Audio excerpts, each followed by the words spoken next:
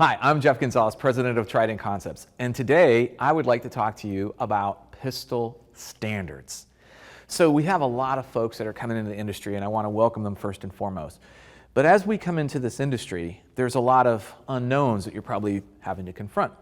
And you're probably trying to figure out, well, what are some skills that I need to develop, and is there like a minimum standard that I should try to develop them to? Well, the answer to both those questions is yes. But the details of those questions is where things get a little tricky. So when it comes to pistol standards, one of the things that I try to emphasize to everybody is that we want to start with a little bit of evidence-based decision making. And what that means is, like, look at the collection of defensive gun uses and try to extrapolate from that what are some common themes or trends that we should be paying attention to. And I think probably the simplest and most obvious one that you're going to come across is the distance, the range to target that you're looking at. And so that's probably the first thing that I talk about, is like, you probably want to be spending the majority of your time training at about the 10 yards and in. The vast majority of defensive gun uses are going to happen inside of that range. Now, while many of them will happen much closer to the target, starting and working from the 10 and in gives you depth. And that's an important thing that you want to keep in mind, is that I don't want to, one of the things that I always try to remind people is that statistics are fantastic and they're helpful up until the point where you find yourself on the wrong side of statistics, in which case they're very hurtful. So what we're trying to do is we're trying to cultivate a broad sense of skills, but we have to start someplace. And so starting with the 10 yards and in is a great place to work. All right, so now that we've kind of identified the range to which we're going to be working, what skills should I try to develop? Well, the honest answer to that is that, again, looking at the defensive gun uses that we see currently, you're probably looking at a maximum of 5 rounds fired. So that means that I want to be able to fire accurate shots quickly up to about 5 rounds. Maybe more here and there, but that's kind of like a good area for us to concentrate. Now, what does that mean? Well, that means that gives me a lot of depth. I can do a lot of 1-round drills, I can do some 2-round drills, I can do all the way up to 5-round drills, I can even go all the way up to a 10-round drill, working at twice what is to be expected in most of the defensive gun uses. So now we start to see, okay, all right, so my skill development that I'm going to work on is I'm going to try to work 1-round drills, some 2-round drills, 3-round drills, 5-round drills. You're limited to your own creativity to a certain extent, and of course, ammo availability. Right? But ammo availability is getting better, so that shouldn't be really that big of an issue. But when we start talking about skill development, it's important that we understand, okay, what am I trying to develop? Okay, what are some of the conditions under which I'm trying to develop these? Well, obviously, defensive gun uses, many of them happen from a concealed carry condition. So that means that I have to be able to work my draw stroke from concealed. But a big mistake that people will make is starting there. You're going to have to back it up a little bit. What I mean by that is probably start with the gun in hand at a good ready position. One of the other things that we often overlook is the fact that you may be able to draw your firearm to a defensive position such as a low ready and use good, strong verbal commands to try to de-escalate the situation. So let's not forget that that's an important skill that we need to develop. Then we can start working from open carry. And after we've developed our draw stroke, then we can start working from concealed. So what I'm talking to you about is a scaled, if my prescribed movement, my prescribed skill development is going to be to deliver effective rounds from concealed, I'm probably going to scale back and start from open carry and then scale back even further, starting from a ready position. So this gives you options that you can work from. Now, the tasks we talked about, the conditions we talked about, let's talk about the standards, right? So when we start to develop these skills, how do we know that we're actually getting better? Well, that means that we're going to have to test and evaluate.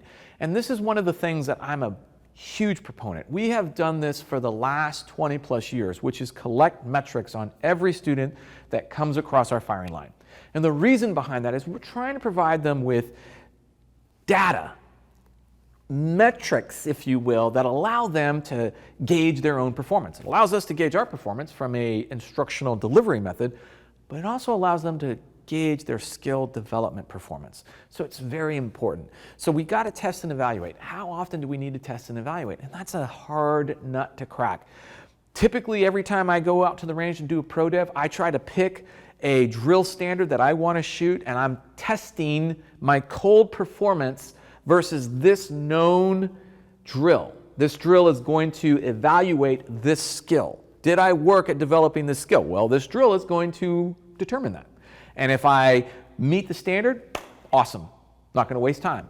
I'm going to try to work in areas that need improvement, not areas that I'm good at, which is another hard thing that we have to kind of overcome. So testing and evaluating is an important thing. Here's how you have to be able to do it. To be able to test and evaluate something means 3 conditions have to be present. Number 1, whatever you're trying to test and evaluate has to be observable. You've got to be able to observe what you're doing. Next, it has to be measurable. You've got to have a way of saying good, bad, or the same. And then, and this is the tricky one, it's got to be repeatable. So a lot of times we get all excited because one day at the range I shot this drill to this standard, awesome, right? But then I can't repeat that. I go back to the range and I can't seem to get that same level of performance. So does that mean that that was a fluke? Or does that mean right now I'm not concentrating, I'm not putting the work in, I'm not doing this, I didn't dry fire, I didn't do any of these other things to help maintain that skill? That's the question that needs you to answer, right? So observable, measurable, and repeatable. All right, so let's talk about a few examples. I'll give you 2 of my favorite examples to shoot. Now, one of them is going to be definitely inside of the 10-yard line. It's one that I love to do. We call this one our a Tricon test, which is it's very similar to Larry Vicker's The Test.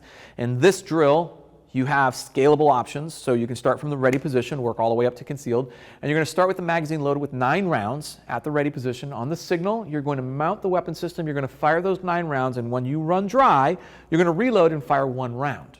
Right? You're going to perform that drill at the 10-yard line prescribed, but you can scale down to the 7, 5, and even the 3-yard lines if necessary. Now, the way that we score this is that we'll use some sort of NRA B8 type target, so something similar to what you see behind me. And maximum point value of 10 points per shot for 10 rounds fired is 100. So what we want to try to do is we want to try to shoot this untimed at first, trying to build up to at least an 80% or better. Then put yourself on a 12-second part-time, see how well you do. All right, I'd love to hear what you're going to be doing with that drill. Now, that's one of my favorite ones. Now, here's another drill that I really, really find valuable. And the reason behind that is it's shot at the 5-yard line and in. And this drill, the beautiful thing about this drill is that it's got a lot of different kind of varying conditions. So it's basically got a 2.5-second part time. You're going to start by drawing and firing 1 round, 2.5 seconds, easy. Now, if you can't draw because of the range restrictions or you don't have that skill, fine, do it from the ready position. Next, you're going to go ahead and fire 4 rounds from a ready position. After that, you're going to do 3 rounds from a strong hand only. Then you're going to transfer the weapon to your weak hand, and you're going to do 2 rounds from the weak hand only. Now, each of those stages has a 2.5-second part time. You're shooting it from 5 yards. Again, scoring against a NR8 or similar type target for 100 points total.